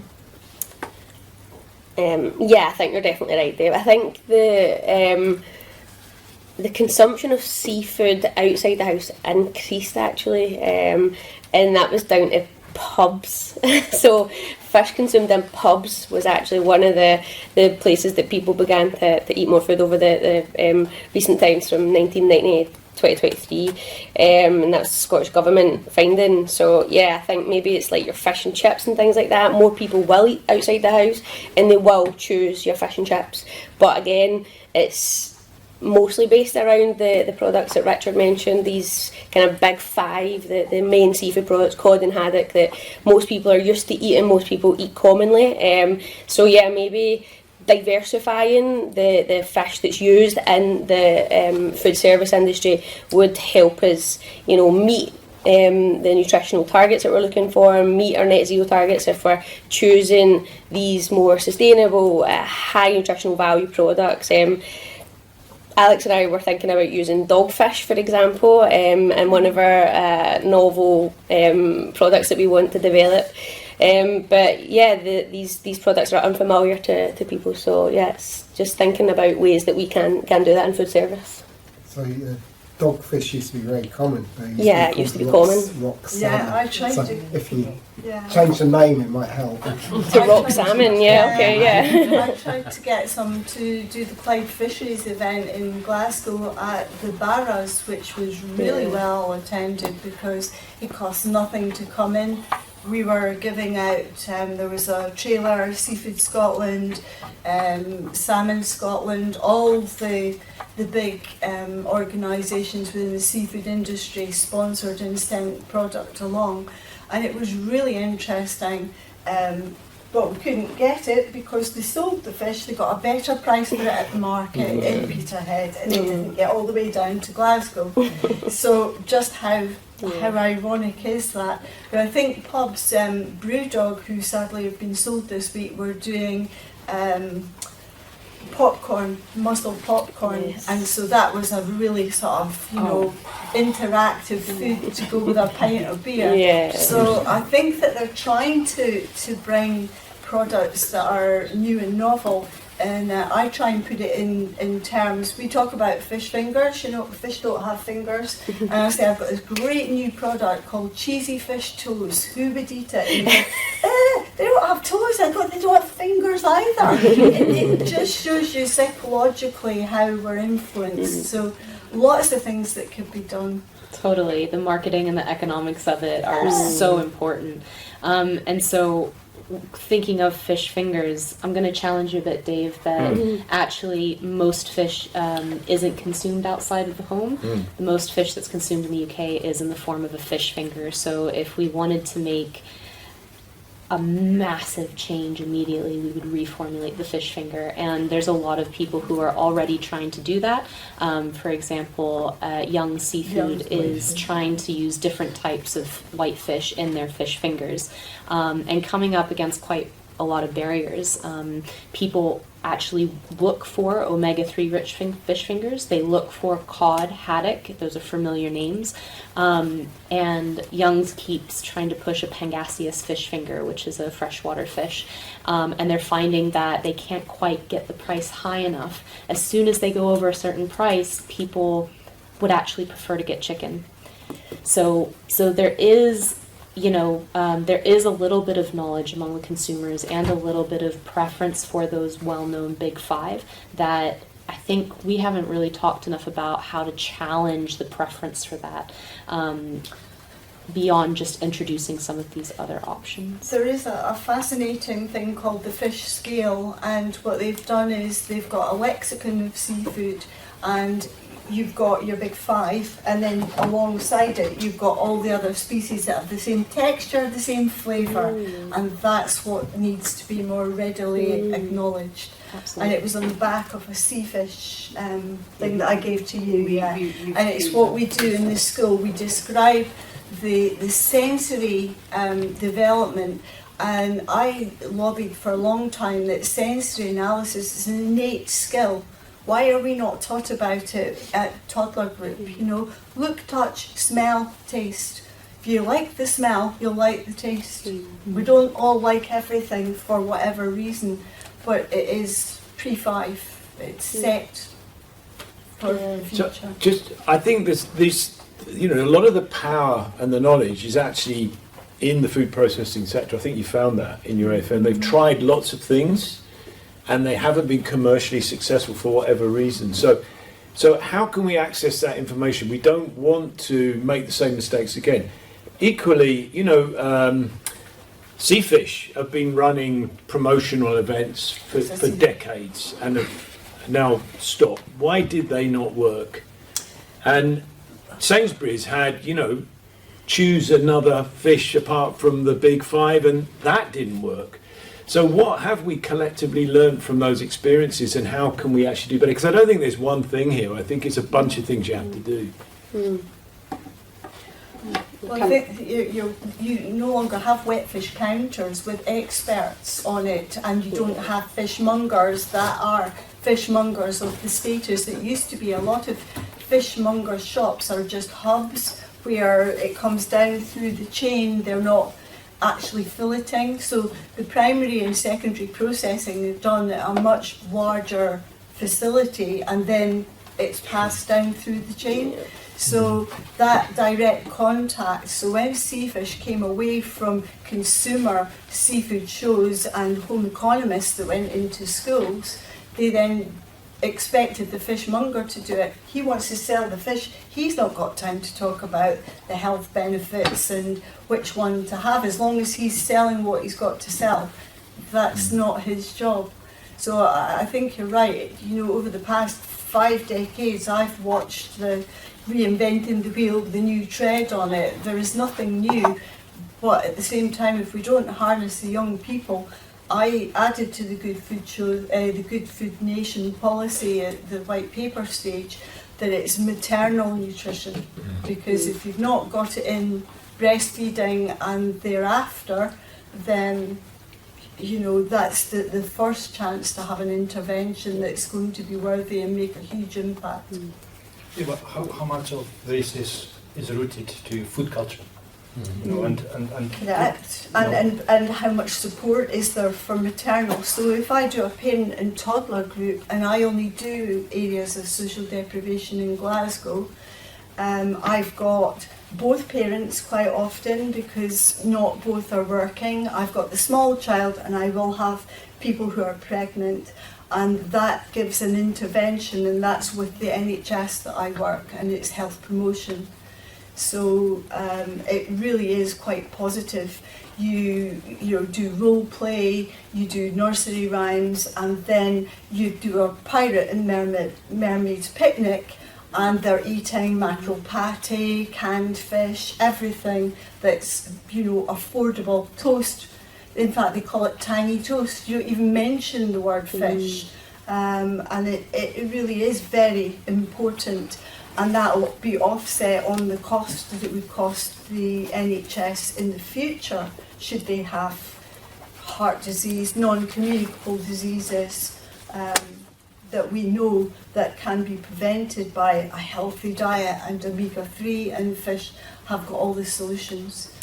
So when we talk about culture, I mean, when we look at Scottish culinary history, it was rich in fish, it was rich in seafood products, and it's this shift towards people working multiple jobs, people being out of the house, people needing to have a one-stop shop to pick up their shopping. I don't have time to go to 4 different shops to get my food before I go home, right? And I'm middle class, right? And then when we think about people who are living in impoverished areas, access to these types of supermarkets and facilities is limited. So I would challenge that actually it's our economic and geographic distribution that is affecting the food culture, and removing fish as part of that food culture rather than food culture changing the habits themselves. And when we're talking about culture and culinary history, it is worth taking that longer viewpoint to say, okay, how have food trends changed with some of our lifestyle trends, because food needs to fit into that. And it's I think talking to old people and understanding how it's changed throughout their life. I was talking to a salmon farmer up in Orkney, and he said, you know, when he was a kid after school, he used to go and fish every evening, and that was food for his family. And eventually he decided fishing's not going so well, I'm going to buy a cage. He bought a cage, put some salmon in it, sold that out to Cook, and is now working as a cage manager for Cook. He no longer has time to fish. He's fully employed in his job. He shops from Tesco. So when you look at his lifestyle and how his access to food and how he gets food and where he goes for food has changed over time, that's absolutely a circumstance of his economic situation. Right, I'm just going to. I'm very aware that it's now 25 to 6, and I've stopped Francis once. I'm going to let Francis have a question. I'm going to come to the council at some point and go, do you want to tell us a bit more about what's happening in the Good Food Nations fortnight? I'm forewarning you. And then we'll let Dave wrap up, but we'll go with Francis' question. Francis, yeah, linked to the food culture, can we speak of a food culture? Do we? You know, Scotland has, I think it's fair to say, it's got a particularly stubborn, unhealthy diet problem. Do we need to be working from more stratified behavioural and demographic baselines rather than comparing ourselves to Spain or Norway, you know, with a much stronger culture? I mean, it is what it is now. We have a history, you know, there's attempts to sort of bring dulse back as well. We haven't talked about seaweed. But also, then, how do we actually assess improvement? I think with fantastic initiatives starting off at obviously as young as possible, but a lot of what we've been talking about is what economists might call stated preference methods. How do we assess what people do rather than what they say? So kind of methodological question there as well. Sorry, lots of double multi-barrel questions there, but anyway, I'll throw it out. Anna is saying seaweed. Yeah. Like we wondered if seaweed would come up, and whether dulse should be reintroduced or not, with all the potential benefit, but the also risks that comes with consuming too much seaweed, which could be not ideal for some aspect of health. How do we measure what people actually do rather than what they say they do? Is quite tricky. Even when we measure what they say they do, we don't do that super precisely. So, for example, for the dietary goals, we don't really know the portion, we know the frequency. it's difficult, specifically. Speaking more specifically about oily fish and omega-3, no one eats omega-3. People identify with a diet and not necessarily food, entire meals. So it's thinking about how prevalent the concept of oily fish is within a diet from a more qualitative perspective, which I think is really interesting. Quantitatively, I think it's still really challenging to know exactly what people do within the home, especially if, for example, to cook something. We know that cooking skills is hard to acquire for fish. You don't like it, it doesn't work out, it ends in a bin or not quite as you had intended. We don't necessarily measure that quite well. So thinking more about how it is part of the culture, I think, is a measure of success. Potentially not the only one, but one of those. Don't know if... I think diversification of products as well. Richard was saying, well, why is it exported? It's potentially because there's not enough avenues for those fish to go within the UK. So having a thriving industries with all those kind of avenues to formulate exciting products that people will actually want to buy and eat and order again so that the line continues is an amazing marker. Alex, you want to? Yeah, totally. And it is a research question that I will leave to the academics to figure out. And I think that this panel discussion is really focused on, okay, we have all of this evidence that's been presented here from academics and researchers who are saying the UK doesn't eat a lot of oily fish. It's in the guidelines, it's in the policy, it's recommended. We see the benefits through the science. I'd maybe challenge that and say, do we need to measure it at this point? Could we focus our resources on getting champions, getting influencers, getting these programs in schools and actually having more development and impact-oriented projects rather than additional research?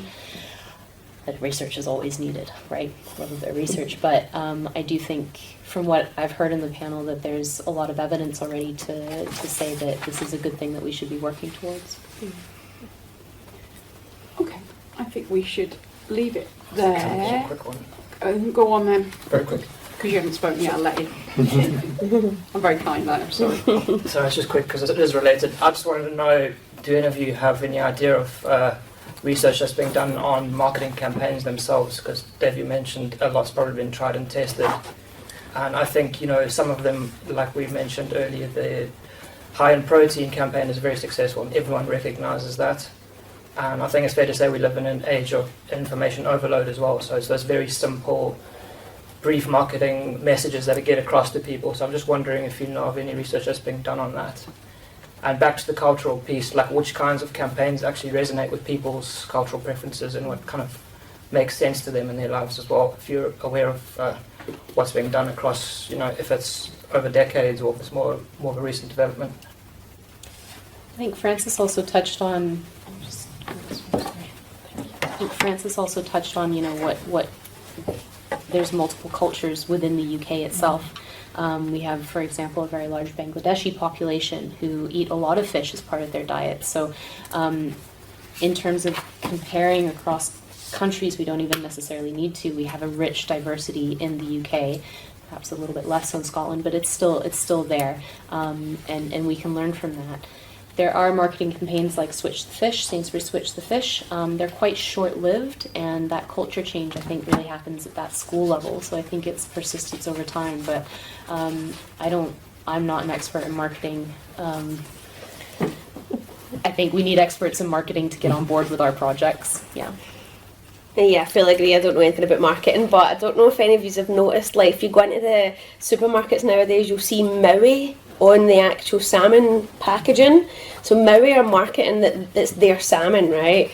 So they want the consumer to know Maui have produced this bit of salmon for you.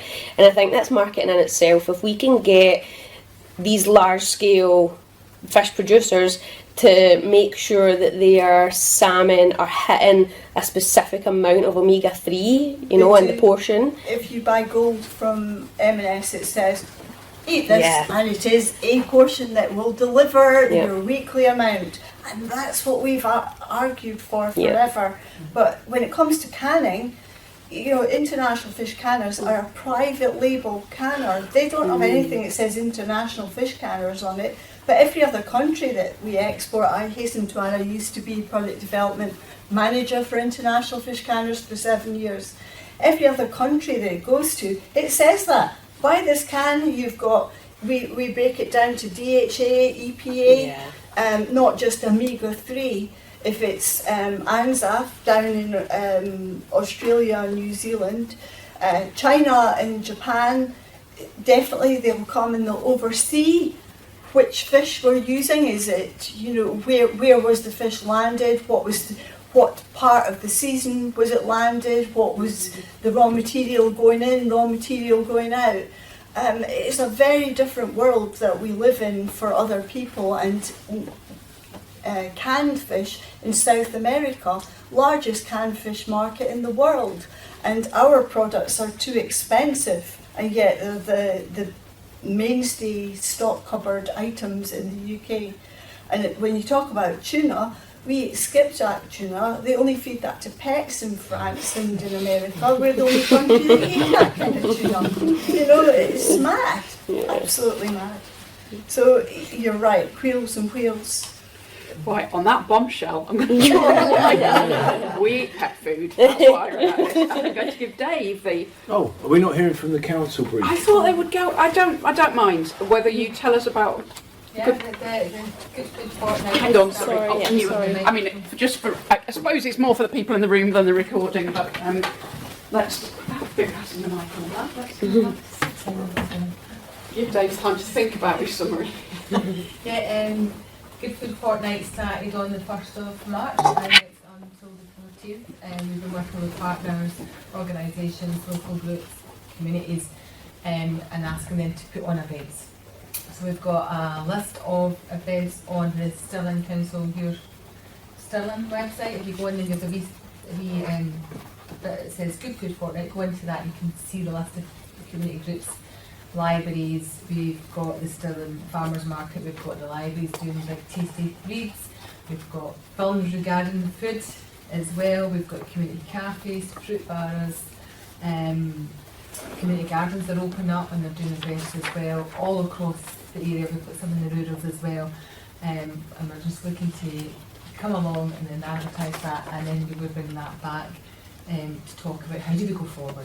We've also got a closing event on the 12th of March, which is within the Forest Valley College in Stirling, and we're going to have some market stalls there that people can come along, see the produce, see the community groups and organisations that are going to come along and show what they've been doing and to promote everything within Stirling. And then we're looking at how do we take that forward, how do we get healthy food out there, how do we get to the people that maybe can't get to supermarkets, and how do we get them to eat healthy and understand it as well. So that's this week, so go online, have a look, go to the events, and if you've got any feedback, by all means come back to us. We've got a good food email address at Stirling Council, so by all means either that or contact the community development team and we can get in touch with you and take them forward. Thank you. I would say I've been at a few meetings where Stirling is well ahead of the game on this. Lots of other local councils going, no, we probably named the person, but we don't know what we're doing yet. Is this one right? I will hand it to Dave. Okay, so thanks very much, and thanks to SCAF for supporting this event and all our panel. It's a real shame Gareth couldn't be here because I think that training chefs is a really important dimension we didn't really get to. But at the end of the day, whether they're working in retail, they're working in food service, or they're working in food design, having a better knowledge amongst a larger group of professionals about where fish fits in. And I think Gareth would have said, it's something you really have to push and you have to make part of the curriculum, and they need to understand their environmental and health outcomes of what you eat. And this is where fish really fits into a diet really well. And indeed, when you design a meal, this makes for a good high quality meal. So we've ranged across the seafood world. Of course, Matt focused on the seafood we can control its nutritional quality. And I think there's a big distinction there between farmed and non-farmed, farmed and wild, in that a lot of the wild fish that we export, of course, is this inherently nutritious, high omega-3, DHA, EPA rich food that actually is leaving the country. Whether or not, we can do much about that, market forces, etc., if we can rate, one of the reasons it's going is other people will pay more for it than we will. So it comes back to this idea of how we value the food we eat. And indeed, our food culture, which several people have mentioned, does change, is changing. You've only got to look at the uptick in tinned fish sales and how tinned fish a la Portugal is sort of changing, becoming more design orientated, etc. We haven't got onto that, but the marketing's definitely important, and if we've missed someone here, I think it's a marketeer. Something to think about generally. But just to summarise, really, Matt was saying that what's in a Scottish salmon or a Norwegian salmon is what you feed it. They can't really fix much omega-3 themselves. It's about what we feed them. And this idea of, as we came back to right at the end, do we label DHA, EPA content and then socialise what that means in dietary terms? What that means in terms of seafood being different and special part of the diet that you won't be able to put on any other food item. And I think that's a really key point that we circled round about. This idea, does people know what a portion is? Rachel talked about it's all about portion size, 140 gram, but 140 gram of fin fish is not the same as shellfish in many ways, the way we think about it. What can we do there? Because we shouldn't leave shellfish behind. It's a key part of the farm crop and indeed the wild crop around the British Isles. And whether it's mussel nuggets or whatever, and there's lots of people working and incorporating mussels, and Stefan and Alex are some of those people, we've got to find a way. We've got to stop it just leaving and going to the continent, which a lot of it does at the moment. And Annie mentioned the fact we do have, we have an amazing database around all these 73 fish species and 11 years of work. What are we doing about that as a resource? What else can we mine out of that? Particularly the fact that you've looked at both eating at home and eating outside, I think is really valuable. Many countries don't really have that.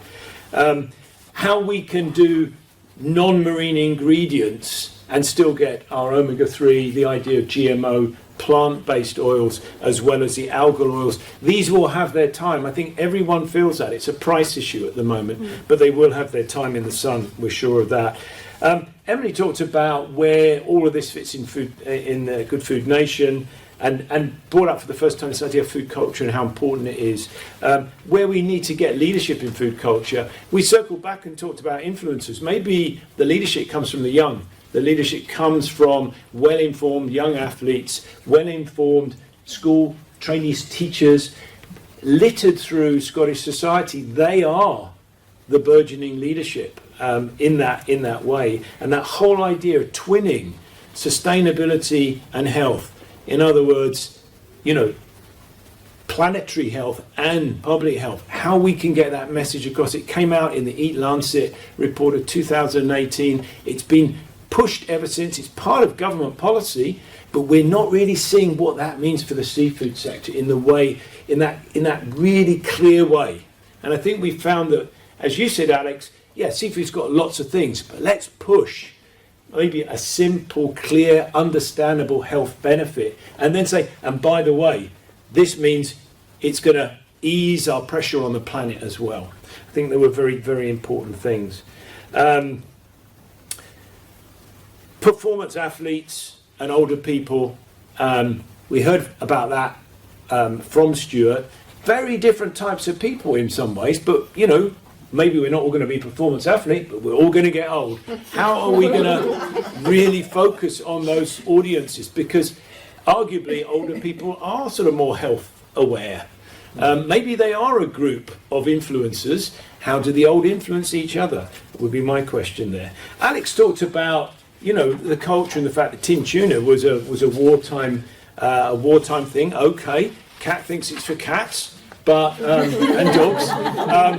One thing's for sure, it's not got the nutrient, the omega-3 content that many of our local fish have, and a good reason for thinking about. It's not Scottish. Well, other things are not Scottish in this room, but at the end of the day, we're talking about... It's our industry that we're supporting. We're talking about affordability as well. And I think the fact that we have a canning industry in Scotland... herring, sprats. Exactly, that's already profitable, speaks to the fact that the affordability is there.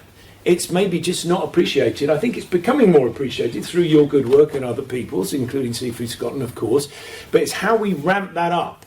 And we did sort of get onto that about simpler messages, single messages perhaps. Do we need nutritional labelling? Bit of a double-edged sword there, but I think if we simplified it, and there's a good case for that because of that, in a way, extraordinary nature of seafood, I think that's worth doing. You know, Matt talked about a pizza could look better than a can of mackerel, for example. Yeah, so we've got to think intelligently about that and then implement it, not just in back-of-pack recommendations or traffic lights, but also in how we train our trainee teachers and our young parents, okay, how we get that into the early awareness. And I think that was a really strong point that came out throughout, is the early awareness. At what point, because this is changing food culture, if mum doesn't like it, the child won't like it, or dad doesn't like it, the child won't like it. How can we change that? Because almost by the time they get to school, it's getting a little late, and you know, these patterns of consumption are being already set in motion. The point of government support around, you know, innovative seafood products, that came up. I think there's huge experience. I mean, the food processing industry is one of Britain's best and one of its biggest. I think they know a lot, and I think that's talking to Stefan and Alex. And it's also it's about the social responsibility angle, and that has to be set by government. And I think this is where Scottish Government could do something rather extraordinary and quite different, because we are a seafood nation as well as being a good food nation. And that is to actually, through early years, through educational, public sector procurement, could actually do something in that area that perhaps wouldn't be done in England because of all the different inferences and all the different lobbyists that go on. I think there is a space for that. And yes, there's a second cannery, but it's a craft cannery, whereas IFC is a mainstream, large-scale business that's a fantastic business. Women actually. in fisheries. Exactly, and they would be here, but they're busy. They're always busy because they're earning money. We heard about the AFN and the recent project working with Food Bank. So this was with Startups at Stirling. It's a food bank. It was Forth Valley College who helped put together the recipes and the formulations for the tuna mayo, tuna swapped out for mackerel. And of course it was all the communities that you work with, Cowie, Raploch, etc., that gave us those insights. And I think the outcome of that was, this is something that's quite easy to do. It's something that almost everyone knows. Not everyone eats tuna. Most people don't know it's fish, I think. I think they think it's tuna, but they don't realise tuna's fish. But it's in a sandwich, it's in a baguette, it's in a potato. It's there. It's a choice. You don't have to change anyone's mind. You just have to say, this is good stuff, try it.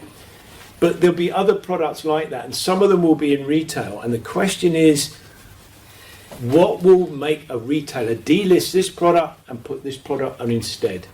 And that's a little bit more complicated. I don't think it's high policy. I think it's about incentives. And I think it's about information. I think it's about maybe a social media, an influencing campaign that brings this up private sector's vista, because they respond to making more money. And if they know people want it, they'll do it.